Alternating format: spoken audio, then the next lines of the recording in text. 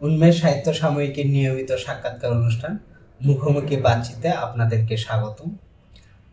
আজকের আমাদের অতিথি কবি ও কথাশিল্পী সালাউদ্দিন মাহমুদ। তার প্রকাশিত গ্রন্থ সংখ্যা 15টি। চলুন তার সাথে আলাপচারিতা শুরু করা যাক। প্রথমেই জানতে চাই, আপনি লেখালেখি করেন কেন? লেখালেখি কেন করি এই প্রশ্নের আসলে কোনো উত্তর নাই।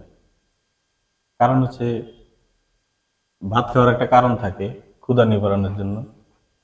চাকরি করার একটা কারণ থাকে, অর্থ উপার্জনের জন্য। কিন্তু লেখালেখিটা, এটা আমি সবসময় বলি, একটা ঐশ্বরিক ক্ষমতা। হুম এটা সৃষ্টিকর্তা কাউকে দিয়ে কাজগুলো করান। অনেকে আছে চাইলেও লিখতে পারে না, আবার কেউ কেউ সাধনা করে এটা অর্জন করে। কিছু কিছু ক্ষেত্রে ব্যতিক্রম, যেটা ঈশ্বর প্রদত্ত ঐশ্বরিক ক্ষমতা যাকে আমরা বলি। তো আমার ক্ষেত্রে আমি ফিল করি এরকমই। সারাক্ষণ যে লিখতে পারি এরকম না, বা বসলেই যে লেখা হয় এরকম না। হঠাৎ হঠাৎ একটা ভাব আসে। হ্যাঁ, আমি একবার একটা লেখায় বলেছিলাম যে ভাব ও অভাবের তাড়নায় আমি লিখি। আমার জন্য এটাই মনে হয় পারফেক্ট। কারণ যখন ভাব আসে এবং নিজের প্রতি কিছু অভাব বোধ হয়, তখন লেখাটা আসে। আর ফুরফুরে মেজাজে থাকলে, আনন্দে থাকলে আসলে লেখা আসে না। তাহলে কি বেশি দুঃখে থাকলে লেখা আসে? না না, দুঃখ বা সুখ এগুলো আপেক্ষিক। হ্যাঁ, মানে দুঃখে থাকলেই যে সারাদিন লেখা আসবে এরকম না। কারণ দুঃখে থাকলে লেখার শক্তিও তো থাকতে হবে। এমন দুঃখে আছেন যে আপনার হাতেই চলে না, কলমই চলে না, টাইপ করতে পারতেছেন না। তো ওই দুঃখের তো আসলে কোনো গ্রহণযোগ্যতা নাই বা প্রয়োজনীয়তা নাই। আবার সুখ, খুব বেশি সুখে থাকলে, আনন্দ, তখন আপনি দৌড়াবেন, পাখির মতো উড়বেন, হ্যাঁ, হরিণের মতো লাফাবেন, তখন আর লেখার সময় পাবেন না। ফলে সুখ দুঃখের মাঝামাঝি যে অনুভূতিটা আছে, এইটা থাকলে আসলে লেখা সম্ভব। এই যে আপনি বললেন আহ, অভাব, ভাব আর অভাবের তাড়নায় আপনি লেখালেখি করছেন। তো ভাব ও অভাব নিবারণ করার তো আরো অনেক উপায় ছিল, তাহলে সেগুলাকে কেন বেছে নিলেন না? এখানে অভাবটা আসলে শুধু আহ, দৈহিক অভাবটা না, মানে ক্ষুধার তাড়না বা অর্থের অভাব, এই অভাবটা ঠিক না। মানুষের মনের কিছু অভাব থাকে, যেটা একান্তই মনস্তাত্ত্বিক। সেই অভাবটা যদি বলি, তাহলে এই যে মানুষের জন্য কিছু করা, এটা বিভিন্ন মাধ্যমে করা যায়। কেউ অভিনয় করেন, কেউ চিত্রশিল্পী, কেউ সঙ্গীত শিল্পী। এই যে শিল্পের যে অনেকগুলো মাধ্যম, সবাই বিভিন্নভাবে তার মনের যে অভাবটা, চাহিদাটা, সেটা পূরণ করছে। তো আমার কাছে মনে হয় যে আমার অভাবটা আসলে আমি লিখেই পূরণ করতে পারি। এটা হচ্ছে এক ধরনের অভাব। আর ভাবের কথা যদি বলি, তো ভাব তো অনেক রকম হতে পারে।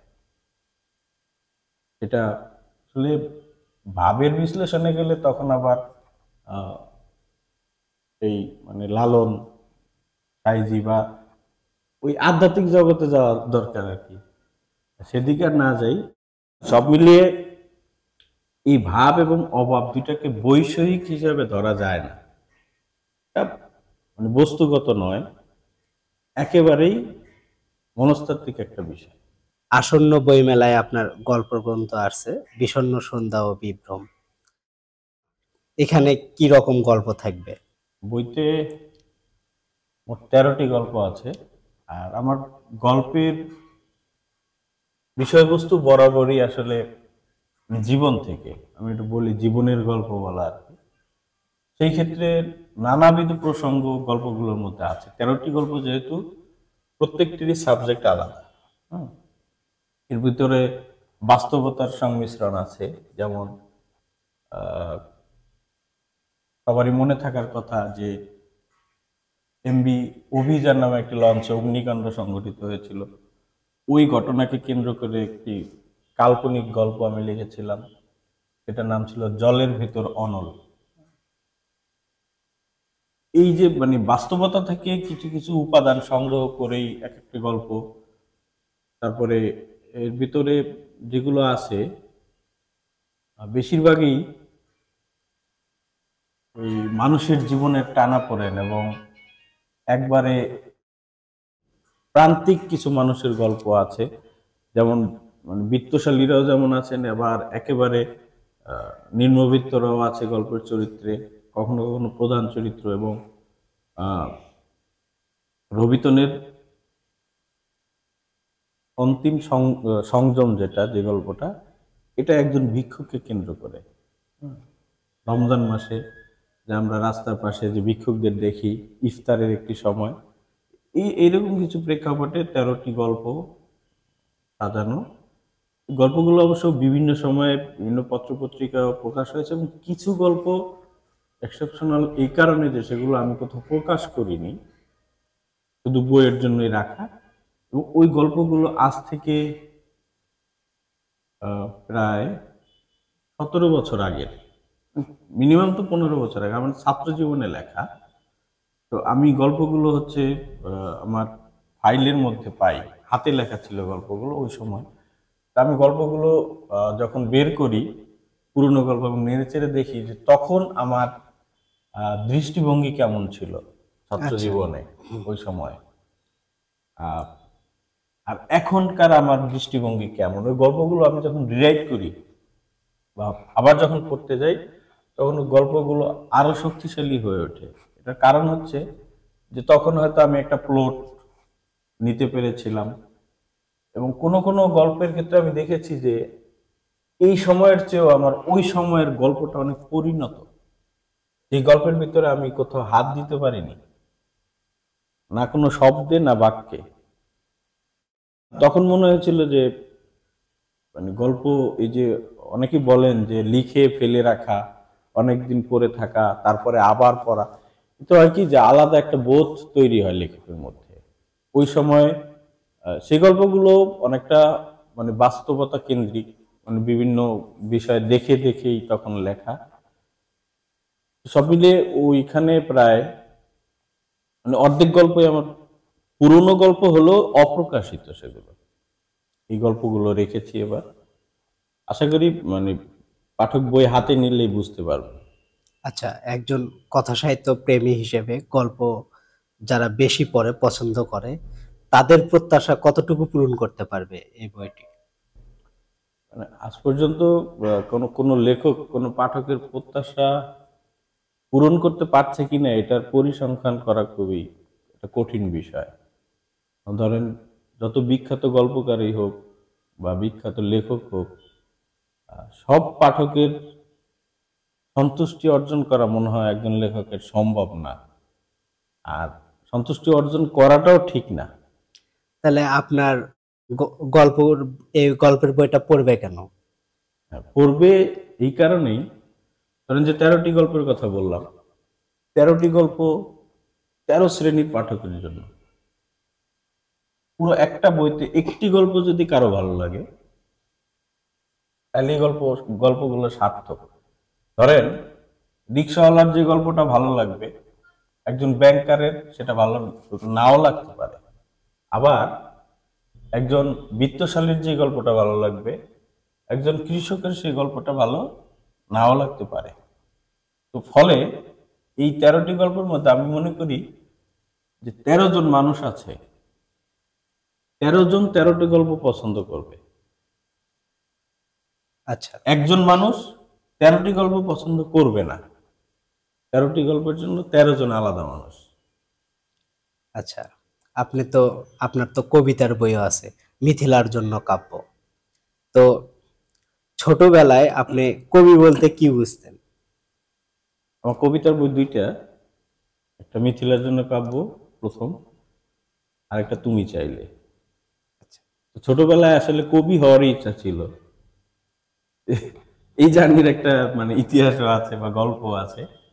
কবিতাই মূলত যারাই সাহিত্য চর্চায় আসে, প্রথম দিকে দুই এক লাইন কবিতা দিয়ে হয়তো শুরু হয়। আমার কবিতা শুরু হয়েছিল একটা পাঠ্য বইয়ের কবিতা অনুকরণ করে। আমার দেশের চাষা এরকম একটা কবিতা ছিল, কি জানো, তখন হয়তো ক্লাস 8-এ পড়ি এরকম। তো ওই কবিতা অনুসরণ করে আমি আরেকটা কবিতা লিখলাম আমার অঙ্কের খাতায়। হ্যাঁ, তো ওই কবিতাটি যখন আমার মামা দেখলেন, সেও শিক্ষক ছিলেন, তিনি পরে বললেন যে অন্যেরটা অনুকরণ করে নয়, নিজের মতো করে লেখতে চেষ্টা করেন। তিনি বলার আগ পর্যন্ত আমার ওই বিষয়টা মাথায় ছিল না যে এটা অনুকরণ হয়ে যায়। যাই হোক, পরে নিজের থেকে লেখার চেষ্টা করা, তারপরে এই যে বয়ঃসন্ধিকাল যেটা, ওই সময় কিছু মানসিক পরিবর্তন আসে প্রত্যেকের, ছেলে মেয়ে উভয়ের মধ্যে। তখন প্রেম ভালোবাসাটা বেশি প্রাধান্য পায় কবিতায়। এই যে মানে আমরা যেটাকে ছন্দ বলি, তখন কিন্তু বাজারে, আমাদের হাট বাজারে ছন্দের বই কিনতে পাওয়া যেত। 2 লাইন 3 লাইন করে ছন্দ, ওগুলো পড়া হতো, বা পাঠ্য বইয়ের কবিতা পড়া হতো। তখনও হয়তো জানতাম না যে আসলে কবিতা কি, কবিতা কিভাবে লিখতে হয়, কেন লিখতে হয়, ছন্দ অলংকার কি, উপমা উৎপ্রেক্ষা কি, অনুপ্রাস কি, তখন এগুলো পড়া হয়নি, কিন্তু কবিতা পড়ে ভালো লাগতো, নিজেও লেখার চেষ্টা ছিল। তো ওই কবিতা লিখতে লিখতে অনেকগুলো ডায়েরিও ভরে গেছে, কোথাও হয়তো প্রকাশ হয় নাই, কিন্তু প্রথম স্বীকৃতিটা আসে আমার হচ্ছে গল্পে। আচ্ছা। সেটা কেমন? তখন ক্যাম্পাসে যখন একটি নোটিশ বোর্ডে দেখলাম যে গল্প প্রতিযোগিতার আহ্বান করা হয়েছে, এটা বিখ্যাত কবি সুনীল গঙ্গোপাধ্যায়ের নামে পুরস্কারটি, তখন ভাবলাম যে দেখি গল্প লিখি। তো গল্প লিখলাম, এবং প্রথম বছরেই গল্পটি মনোনীত হয় বোর্ডে, এবং তখন হচ্ছে বিশেষ পুরস্কার হিসাবে পেয়েছিলাম। মানে 3-4 জনকে দিত, ফার্স্ট সেকেন্ড থার্ডের মধ্যে ছিলাম না, বিশেষের মধ্যে আর কি। তো ওইটা গল্প জমা দেওয়ার পরে আর খোঁজখবর রাখিনি। পরে একটি জাতীয় দৈনিকে যখন সংবাদ প্রকাশ হয় জেলা শহর থেকে, ওইখানে আমার নাম দেখে আমার মেজো ভাই আমাকে জানায়, কোথায় যেন গল্প জমা দিছিলি, ওটা তো পুরস্কার পেয়েছে। এই হচ্ছে গল্পের প্রতি একটা আগ্রহ জন্মায়। যাই হোক, তারপরে নিয়মিত গল্প লেখা, এবং ওই প্রতিযোগিতার জন্য প্রতি বছর একটা করে গল্প লিখতাম। আমি পরপর 3 বার ওই পুরস্কারটা পেয়েছি। আচ্ছা। মানে এটা ইয়ে ছিল যে গল্প লিখে জমা দেওয়া। এবং এর মধ্যে বিখ্যাত লোকজন আছে, ডক্টর তপন বাগচি পেয়েছেন, আচ্ছা। পরে রাজু আলিম ভাই পেয়েছেন একই পুরস্কার, সন্তোষ ঢালি পেয়েছেন আচ্ছা। আমাদের ওই সময়ে। কারণ এটা ছিল মাদারীপুর, শরীয়তপুর এবং গোপালগঞ্জ, এই 3 জেলার লেখকরাই ওখানে গল্প জমা দিতে পারতেন। ফলে সুনীল সাহিত্য পুরস্কারের একটা গ্রহণযোগ্যতা গড়ে উঠেছিল তখন। পরে তিনি মারা যাওয়ার পরে বা বিভিন্ন কারণে ফাউন্ডেশনটি আর আগায়নি সামনে। যাই হোক, তখন থেকে গল্প লেখার আগ্রহ। এরপরে পড়াশোনা করতে গিয়ে সমাজ শ্রেণীতে বা সাংবাদিকতা পেশায় যুক্ত হয়ে যখন লেখালেখি বিভিন্ন শাখা প্রশাখা সম্পর্কে যখন জানা, তখন তো প্রবন্ধ লেখা, কলাম, তারপরে হচ্ছে নাটক, মঞ্চ নাটক লিখেছি অনেক। 6-7টির মতো মঞ্চনাটক আমার জাতীয় নাট্যশালায় বা জাতীয় পর্যায়ে মঞ্চস্থ হয়েছে, নিজে অভিনয় করেছি। এইভাবে বিভিন্ন অঙ্গনে আর কি, লেখালেখির বিভিন্ন শাখায় ছোটদের জন্য লিখেছি, পরে এখন গবেষণা করছি। এই সব মিলিয়ে যে যে ইয়াটা মানে বিস্তার লেখালেখির, এটা শুরু মূলত হচ্ছে গল্প দিয়ে, এবং একসময় কবিতা। এই যে কবিতার কথা বললেন যে ক্লাস 8-এর পর থেকে আপনি কবিতা লেখালেখি করছেন, তো ক্লাস 8-এর পর থেকে ভরে ফেলছেন, বই প্রকাশ করলেন তো অনেক পরে। তো বইয়ের নাম দিলেন মিথিলার জন্য কাব্য, অর্থাৎ আমরা জানি যে আপনার স্ত্রীর নামে। তো সেই সময়ের কবিতা স্ত্রীর নামে এই সময়ে চালিয়ে দিলেন কেন? না, সেই সময়ের কবিতা না, হচ্ছে প্রথম বই আমার কিন্তু গল্পের। আচ্ছা। মানে গল্পের কথা বারবার আসছে কেন, আমার প্রথম পুরস্কার গল্পে। এবং ছোটবেলায়, যেটা আমি অনেক সাক্ষাৎকারে বলেছি, যে 3য় শ্রেণীতে থাকতে আমি একটি গল্প লিখেছিলাম। আচ্ছা। সেই গল্প পরিবারে যখন প্রকাশ হয়ে যায়, তখন ওটা নিয়ে খুব হাসাহাসি হয়েছিল। হ্যাঁ, যে ক্লাস 3-তে পড়া একটা ছেলে, তখন আমাদের যে দেরাজ বলে আর কি, টেবিলের সাথে যে ডয়ারের মতো থাকে, ওর ভিতরে লুকানো ছিল ওইটা শুরু কিন্তু গল্প দিয়ে। তখন আমার নানা একটা অনুষ্ঠানে, বিয়ের অনুষ্ঠানে আমাকে সাহিত্যিক হিসেবে পরিচয় করিয়ে দেয়। কারণ আমি নিজেও জানতাম না যে সাহিত্যিক কি জিনিস। সবার সাথে পরিচয় করে দিচ্ছে। আমি ছোট, নানার হাত ধরে গেছি বিয়ে খেতে, তো বলতেছে যে এ হচ্ছে সাহিত্যিক। যাই হোক, এই যে গল্প, এবং প্রথম বই কিন্তু গল্পের, দ্বিতীয় বইও গল্পের, এবং আপনি যেটা বলছেন কবিতার বই, এটা আমার তৃতীয় বই। এবং ওইটার ইতিহাস হলো আমার বিবাহ উপলক্ষে 2018 সালে, এই যে জানুয়ারি মাসের 19 তারিখে বিয়ে করেছি আমরা। বিবাহ উপলক্ষে কবিতার বইটি আমার করা, এবং সেখানে মিথিলার জন্য 6টা না 7টা কবিতা আছে, বাকি কবিতা অন্যান্য। এবং যা আমরা জানুয়ারিতে বিয়ে করেছি, আমাদের এনগেজমেন্ট ছিল ডিসেম্বরে, ফলে মাঝখানে বেশ কিছু সময় ছিল প্রস্তুতির জন্য। ওই সুযোগে যে বিয়ের দিনটাকে স্মৃতিময় করে রাখার জন্য মিথিলার জন্য কাব্য নামে বইটি করা। আচ্ছা, এবং এটা ছিল আমাদের মানে দাম্পত্য জীবনের একটা সারপ্রাইজ। সবাই তো স্ত্রীকে প্রথম দেখায় লকেট দেয়, গলার হার দেয়, আংটি দেয়, বা হাতের গয়নাগাটি বেশিরভাগ দেয়। আমি তাকে ইমপ্রেস করেছিলাম, যেটা বলি বাসর ঘরে আমরা, বই দিয়ে, একটি কাব্যগ্রন্থ দিয়ে, এবং সেটা আমরা পারিবারিকভাবে ওইখানেই নববধূ এবং বরের সামনে মোড়ক উন্মোচনের ব্যবস্থা করেছিলাম। আচ্ছা, ভাবির মতামত কি ছিল বইটি নিয়ে, অনুভূতি কি হলো? এখন নতুন বউরা তো এমনি একটু কথা কম বলে ওই সময়।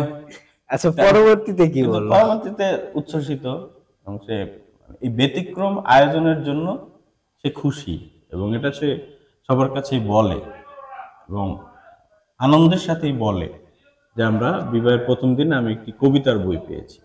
আচ্ছা, লেখালেখি নিয়ে বললেন যে আপনার পরিবার প্রথম জানছে ক্লাস 3-তে, তো এরপরে আপনার বাবা কি উৎসাহিত করলেন লেখালেখিতে?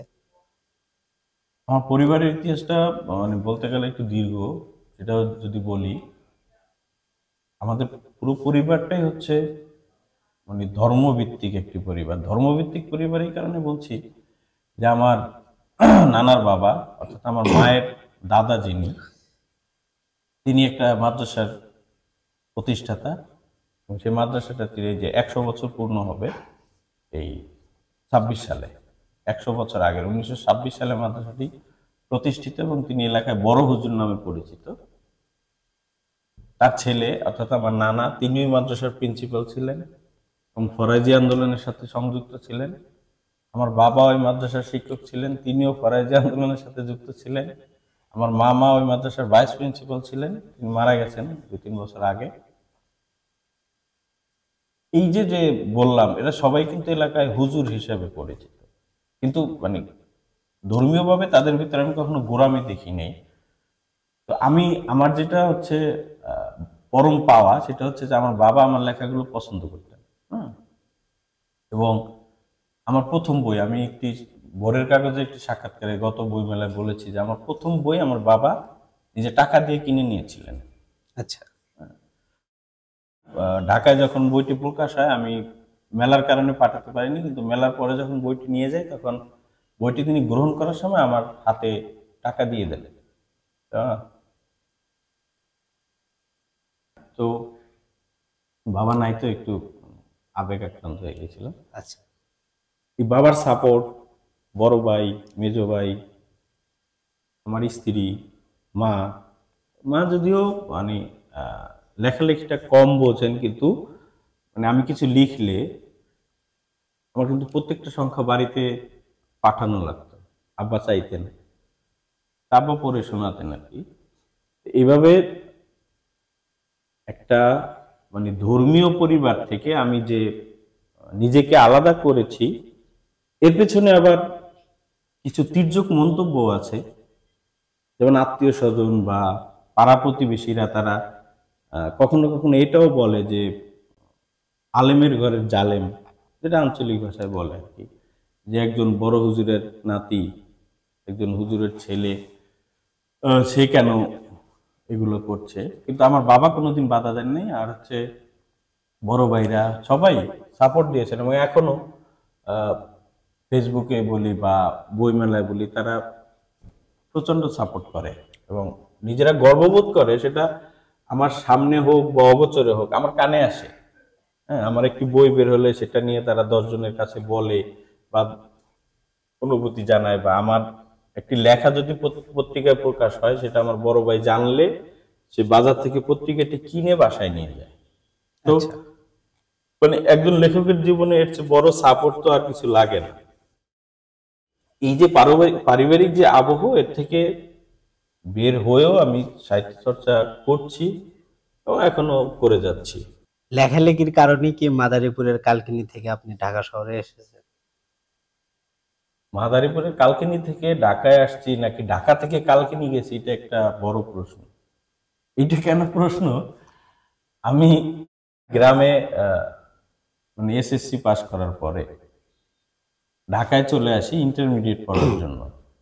আমি মাদ্রাসা ব্যাকগ্রাউন্ড, মাদ্রাসা থেকে দাখিল পাস করে ঢাকায় আসলাম আলিম পড়ার জন্য, ইন্টারমিডিয়েট পড়ার জন্য। ইন্টারমিডিয়েট কমপ্লিট করে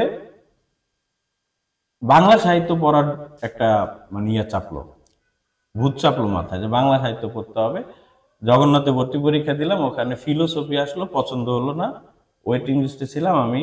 রিলিজ স্লিপ, তখন রিলিজ স্লিপ ছিল, রিলিজ স্লিপ নিয়ে আমি আবার কালকিনি চলে গেলাম, মানে ঢাকা থেকে কালকিনি ব্যাক করলাম। ওইখানে গিয়ে বাংলা সাহিত্যে ভর্তি হলাম। এরপরে আমি যদি বলি যে আমার শিল্প সাহিত্য সংস্কৃতির উর্বর ভূমি হচ্ছে কালকিনি, তার কারণ হচ্ছে এর আগে আমি ছিলাম টোটালি বিচ্ছিন্ন। পত্রিকার সাথে যোগাযোগ ছিল না, কোনো সংগঠনের সাথে যোগাযোগ ছিল না, বিচ্ছিন্নভাবে যে আমার যাতায়াত ছিল। কালকিনি যাওয়ার পরে আমি ওখানে একটা প্ল্যাটফর্ম পেলাম, সেটা প্রেস ক্লাব পেয়েছি, বন্ধু সবার মতো সংগঠন পেয়েছি, উদীচী ছিল, আমার নিজের একটা পরে নাট্য সংগঠন তৈরি হয়েছিল, আবৃত্তি সংগঠন করেছি আমরা ওখানে। ফলে ওই কালকিনি যে আমি 7-8 বছর ছিলাম, ওইটা আমি আমার জীবনে স্বর্ণযুগ মনে করি। তার কারণ হচ্ছে কালকিনিতে পড়াশোনা করতে গিয়ে, বাংলা সাহিত্য পড়াশোনা করতে গিয়ে ওখানে সাংবাদিকতায় যুক্ত হয়ে যাই। সাংবাদিকতায় যুক্ত হওয়ার কারণে বিভিন্ন পত্রিকার মেইল অ্যাড্রেস গুলো পাই, লেখা পাঠাতে শুরু করি, তাদের পছন্দ হলে তারা ছাপে, আবার প্রেস ক্লাবে বসে পত্রিকাগুলো পড়ি। এরপরে কলেজ কেন্দ্রিক যে অনুষ্ঠানগুলো হয় তাতে অংশগ্রহণ করি, আবৃত্তি করি, অভিনয় করি। এরপরে আস্তে আস্তে উপজেলা কেন্দ্রিক যে জাতীয় প্রোগ্রামগুলো হয় ওইখানে ডাক আসতে থাকে। তারপরে জেলা পর্যায়ে যখন যাই সেখানে ডাক যায়। জেলা উপজেলা মিলে আমি পুরো কাজ করি, প্রায় 1 ডজনের বেশি আমি মঞ্চনাটকে করেছি, নিজে লিখেছি, অভিনয় করেছি, ঢাকায় করেছি। ফলে আমি কালকিনিটাকে সবসময় আমার স্বর্ণযুগ বলি, মানে শিল্প চর্চার। এরপরে যখন পড়াশোনা শেষ হয়ে যায়, মাস্টার্স যখন কমপ্লিট হয়ে যায়, তখন তো অন্যভাবে ভাবতে হয়। তখন ছাত্র ছিলাম, এত কিছু করেছি, মাঝখানে একটা কলেজে শিক্ষকতা করলাম, কোচিং সেন্টারে পড়ালাম, কেজি স্কুলে পড়ালাম, এনজিওতে কাজ করলাম, সবই কিন্তু ছাত্র জীবনে। এই সব কিছু ফেলে 2014 সালে আমি ঢাকায় আসি একমাত্র একটা নোটিশে। এসেই একটা পত্রিকা অফিসে যাই, সিভি দেই, তারা আমাকে কাজ দেয়, 1 সপ্তাহ সময় নেয়, আমি 1 সপ্তাহের ভিতরে নিজেকে তৈরি করি, তারা আমাকে স্থায়ী করে নেয়। এই ঢাকায় সাংবাদিকতা শুরু। আবার ঢাকায় সাংবাদিকতা থেকে আবার এই মানে লেখালেখি, পত্রপত্রিকার সাথে যোগাযোগ। এই তাহলে মানে আপনার প্রশ্নে আমি উল্টা করি যে আমার কাছে ঢাকা আগে না কালকিনি আগে? আচ্ছা, না, অনেকে বলে যে গ্রাম থেকে শহরে আসে লেখালেখি চর্চা করার জন্য, সেক্ষেত্রে বলে থাকে যে যোগাযোগটা বৃদ্ধি পায়, ঢাকায় আসলে সাহিত্য চর্চা নাকি ভালো হয়। এ ব্যাপারে আপনার মত? না, এখন যেই আমরা যে বিশ্বগ্রাম বলতেছি আর কি, প্রযুক্তির কারণে এখন আর গ্রাম আর শহরের মধ্যে কোনো পার্থক্য নেই। কারণ আমি নিজেও তো কতগুলো বিভাগ সম্পাদনা করি, আমি দেখি যে ঢাকায় কয়জন লেখক আমার, তার চেয়ে আমার বেশি মেইল আসে মফস্বল থেকে, বিভিন্ন জায়গা থেকে। তাইলে এখন আর ওই যে কাজী নজরুল ইসলাম বলেছেন, বিশ্বজগৎ দেখবো আমি আপন হাতের মুঠোয় পড়ে, অনেক আগের কবিতা, সংকল্প। তিনি কত বছর আগে বলে গেছেন, ধরেন 100 বছর আগে। সেই কথা তো এখন ফলছে। এই যে কবিরা যে স্বপ্নদ্রষ্টা, এটার একটা বাস্তব উদাহরণ তো এইটা, যে নজরুল বলে গেছেন, এখন তো তাই। এই যে পুরো বিশ্বজগৎ আমার হাতের মুঠোয়, এবং আমি যদি চেষ্টা করি তাহলে শুধু এই স্মার্টফোনটা দিয়েই আমি আমার লেখা আমেরিকায় ছাপাচ্ছি, আমি আমার লেখা কানাডায় ছাপাচ্ছি। আমাদের যেখানে বাংলা ভাষাভাষী লেখক আছেন বা পত্রিকা আছে সবগুলোতে কিন্তু আমরা লেখা পাঠাচ্ছি মাত্র একটা ডিভাইসের মাধ্যমে। ফলে এখন আপনি যে মফস্বলে থাকে তাকে মফস্বলের কবি বলবেন, যে ঢাকায় থাকে তাকে জাতীয় কবি বলবেন, এই সুযোগটা এখন আর নেই। এই কারণেই একটা উদাহরণ দিই, কয়েকদিন আগে একজন আমাকে একটা মেইল পাঠালেন, পুরস্কার পেলেন 4 প্রবাসী কবি।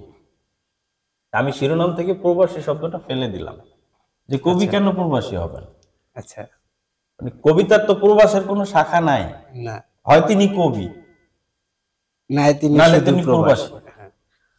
এই জন্য আমি প্রবাসী শব্দটা ফেলে দিলাম, কারণ কবির কোনো ক্লাসিফিকেশন করার দরকার নাই। তাহলে আমি কি বলবো মফস্বলের কবি? আমি কি বলবো ইয়ার কবি?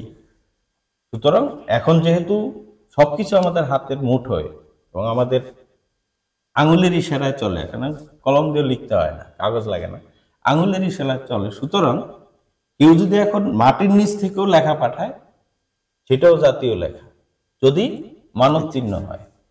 আসন্ন বইমেলা আপনি কেমন দেখতে চান এবারের বইমেলাটা? আসলে আমি দেখতে চাইলে তো আর হবে না, এটার আয়োজক কমিটি আছে, যথাযথ কর্তৃপক্ষ আছে, তারা কিভাবে দেখতে চান, আচ্ছা, এটা হলো বিষয়। আপনার দৃষ্টিতে কেমন হওয়া উচিত? আমার দৃষ্টিতে বইমেলা প্রাণবন্ত হবে, সবার অংশগ্রহণ থাকবে,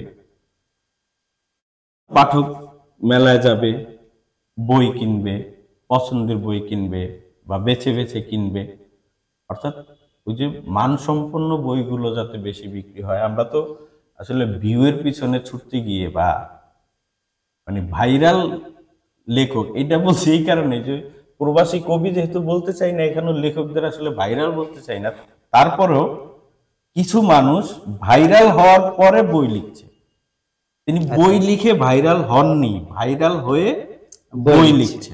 এখন কি হয়, ওই হুজুগটা বা ভিড়টা কিন্তু তাদের উপরে গিয়ে পড়ে। তখন স্টলের কোনায় একজন সারা বছর চর্চা করা একজন মানুষ গুটি সুটি মেরে বসে থাকেন একজন পাঠকের অপেক্ষায়, আর যিনি ভাইরাল হয়ে লেখক হয়েছেন তিনি অটোগ্রাফ দিতে দিতে ঘেমে যান, সেলফি তুলতে তুলতে ঘেমে যান।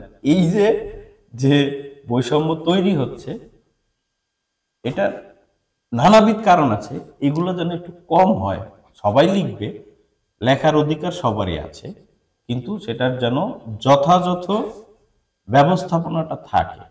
মানহীন বই বলতে কি বোঝেন, আর এটা নিয়ন্ত্রণের উপায়টা কি? মানহীন বই আসলে কি? বই তো বই, এখন মানহীন কারা বলবে? এখন যদি মানে আইএসও সনদ দেওয়ার মতো যদি কোনো প্রতিষ্ঠান থাকে, যে পণ্যের উপরে যে সনদটা দেওয়া হয় যে এটা মানসম্পন্ন, বইয়ের ক্ষেত্রে কি আসলে ওরকম কোনো সংস্থা বা সংগঠন বা কর্তৃপক্ষ আছে কিনা? বইয়ের উপরে ছিল দেওয়া থাকবে, হলোগ্রাম থাকবে যে এটা মানসম্পন্ন, এটা মানহীন। সেটা যদি হয় তাহলে এটা আগে করতে হবে প্রকাশকদের, প্রকাশনী থেকে আগে পাণ্ডুলিপি বাছাই হবে, বাছাই হওয়ার পরে সেটা প্রকাশ হবে। সেই বাছাইতে যদি এটা টেকে তাহলে এটা মানসম্পন্ন। আর মানের যে বিষয়টা, এটা আসলে এক একজনের কাছে এক এক রকম। আপনার গোপাল ভাঁড় ভালো লাগে, আমার রবীন্দ্রনাথ ভালো লাগে, এই জন্য আমি তো গোপাল ভাঁড়ের মানহীন বলতে পারবো না, যে লোকটা শুধু হাসায়, এটা করে কি লাগে, এটা বলা যাবে না। পাঠক বাছাই করুক যে কোনটা মানহীন কোনটা মানসম্পন্ন। সবশেষে বই তো পাঠকের হাতেই যাবে। পাঠক যদি একবার কিনে ঠকে, ওই পণ্যের মতো আপনি এক পণ্য কিনে যদি ঠকেন, দ্বিতীয়বারের পণ্য কিনতে যাবেন যাবেন না। বইয়ের ক্ষেত্রে এরকম, মানটা আসলে পাঠকের হাতেই থাক। তরুণ লেখকদের উদ্দেশ্যে কি বলতে চান? যদি তরুণ লেখক হয়, মানে অনুরোধ থাকবে, আদেশ বা পরামর্শ দেওয়ার বয়স আমার হয়নি, অনুরোধ থাকবে তরুণ লেখকদের প্রতি, পড়াশোনা বাড়াতে হবে, আর হচ্ছে প্রচুর জানতে হবে। আমরা সবসময় বলি এবং আমাদের অগ্রজরাও বলে গেছেন যে 1 লাইন লিখতে হলে অন্তত 10 লাইন পড়তে হয়। আমাদের এই সময় যেটা মনে হয়, যারাই আমার কাছে লেখা পাঠান আমি দেখি যে তাড়াহুড়োটা বেশি, একটা লেখা নিয়ে কাজ করার সময় তারা দিতে চান না, যে লিখলে নোটপ্যাডে লিখেই মেসেঞ্জারে টুম করে পাঠিয়ে দেন, বলেন যে এটা ছাপেন। তো ছাপতে গিয়ে দেখলাম যে তার বাক্য ঠিক নাই, বানান ঠিক নাই, তার বিষয়বস্তু ঠিক নাই। তখন তাকে আবার নোট দিতে হয় যে ভাই এই জায়গাগুলোতে সমস্যা আছে, একটু ঠিক করেন। এই ক্ষেত্রে আমার পরামর্শ থাকবে, আজকে লিখেছেন এটা 3 দিন জিয়ে রাখেন, জমা রাখেন, 3 দিন পরে আবার পড়েন ওই লেখাটাই। তখন আবার আপনার চোখেই ধরা পড়বে যে কোথায় কোথায় গ্যাপ আছে বা সমস্যা আছে। পাশাপাশি আরো কিছু পড়েন এই বিষয় রিলেটেড যদি থাকে সেগুলো পড়ুক। যারা কবিতা লিখতে চান ছন্দ অলংকার সম্পর্কে একটু জানুক, যারা গল্প লিখতে চান তারা গল্পের বৈশিষ্ট্য সম্পর্কে জানবে, যারা উপন্যাস লিখবে তারা উপন্যাসের বৈশিষ্ট্য জানবে। জেনে যদি আবার 3 দিন পরে ওটা পড়তে যায় তাহলে নিজের চোখে অনেক কিছু ধরা পড়বে যে এই শব্দটা যদি আমি চেঞ্জ করি, এই শব্দটা দিই ভালো হবে। কাটাকাটি করার তো সুযোগ থাকতে হবে। তো আমাদের তরুণ লেখকদের ভিতরে একটা অস্থিরতা আছে, প্রবণতা আছে, লিখেই তারা পাঠিয়ে দেন, পাঠিয়েই তারা প্রকাশ করার জন্য নক করতে থাকেন, ফোন করতে থাকেন। তো নিজের ভালোর জন্যই আর কি, নিজের লেখাটাকে মানসম্পন্ন করার জন্য। কারণ খারাপ পণ্য তো আর আমরা বাজারে নিব না।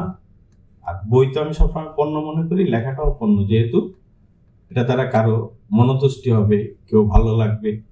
ফলে তাড়াহুড়ো করে মানুষের সামনে এগুলো না দেই, তাহলে সেটা সবচেয়ে বেশি ভালো হবে। উন্মেষ সাহিত্য সাময়িকীর পাঠক এবং দর্শকদের উদ্দেশ্যে যদি কিছু বলতেন। আগে তো উন্মেষ নিয়ে বলি, উন্মেষ একটা ভালো পত্রিকা, আমি নিজেও লিখেছি কয়েক সংখ্যায়, এই জন্য বলতে পারছি। ভালো লাগে বিষয় নির্বাচন বা লেখক নির্বাচনের ক্ষেত্রেও প্রজ্ঞার পরিচয় দিচ্ছেন সম্পাদক, তাকে ধন্যবাদ। এবং তাদের এই যে যে কার্যক্রমটা ভিজুয়ালি মানুষের সামনে আসা, এজন্য আমি উন্মেষকে ধন্যবাদ জানাই যে আমি কিছু কথা আজকে বলতে পেরেছি আপনাদের সামনে। ফলে এই উন্মেষ এটি কাগজ, ছোট কাগজ, কাগজ থেকে এখন অনলাইন, অনলাইন থেকে এখন ডিজিটাল প্ল্যাটফর্মে ভিজুয়ালি কাজ করছে তারা।